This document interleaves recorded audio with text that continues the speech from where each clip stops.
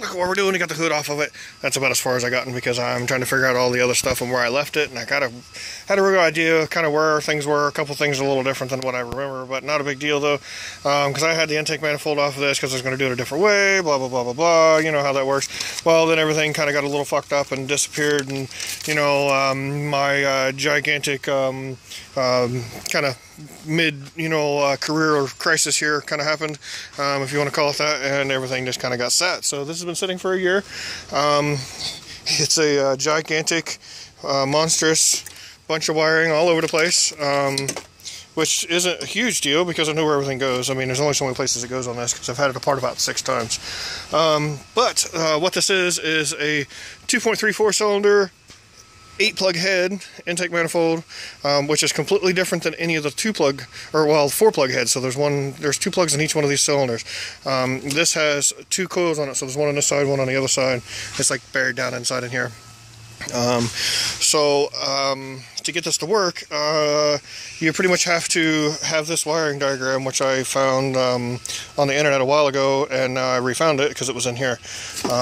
But like I said, I got to flip-flop some stuff around. The one thing that held me up was this. This is the crank position sensor. It does not have the same sensor as what, you know, most of them do, which has a distributor down in there. I don't know if you guys can see, there's a little nub. That's not this sensor, but there's a little nub down there where that's where the distributor actually is supposed to go on these blocks. Well, the way the intake manifold is designed, there's no way to put a distributor in it and keep this intake manifold with this head on it because it's totally different than anything else.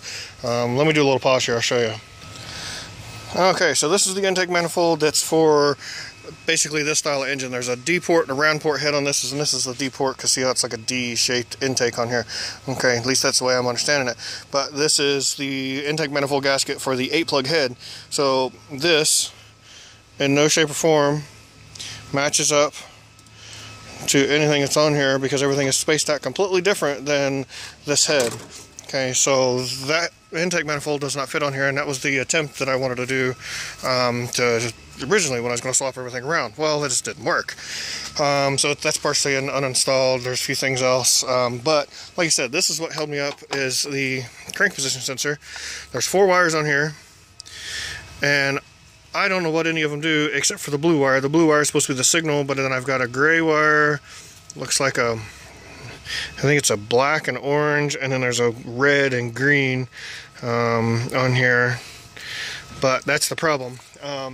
I know all the other wiring because I've got all the stuff, and I can make a little, basically it's the jumper harness that'll run from this to this, and it'll run into because this is the sensor. Basically this is what tells it when the fire, which is run off of the wires that are over here that runs to the coil, because it gets the signal from the coil to fire, and this tells which cylinder to fire, and I have to have the signal from here going into here to make sure that it is getting the signal that's going into the wiring harness that runs into the computer. And that was where I was at. So I'm going to start doing a little research. If you guys run into anything, let me know. But like I said, this is it looks like a blue, red and green, and it looks like a black and orange and a gray. And like I said, I think the blue, at least by my paperwork here, I know you guys aren't going to be able to see it down here on the bottom of it. I think it was, I don't remember which one it was, which section it was, because there's all this on here. Let's see. Man, it's not going to focus, it's too close. Oh, maybe. Okay. So, because there's a blue wire that I got to go, blue and yellow stripe, I don't know, there's a bunch of different stuff on there. So, yeah, there it is. Blue looks like number 4 is crank input. So I just need to go through all this stuff and try to figure out exactly where it goes. So yeah, it's kind of where we're going, guys. Just kind of diagnosing to see where I need to be and to be able to put this thing back together and make a run. Remember, the reason why I did all this was because the original engine that was in here, I bought it with a knock in it. I only paid $300 for the truck. Brought it home, drove it home, had a heck of a knock in the lower end. So I actually still have that block. It's at the other house.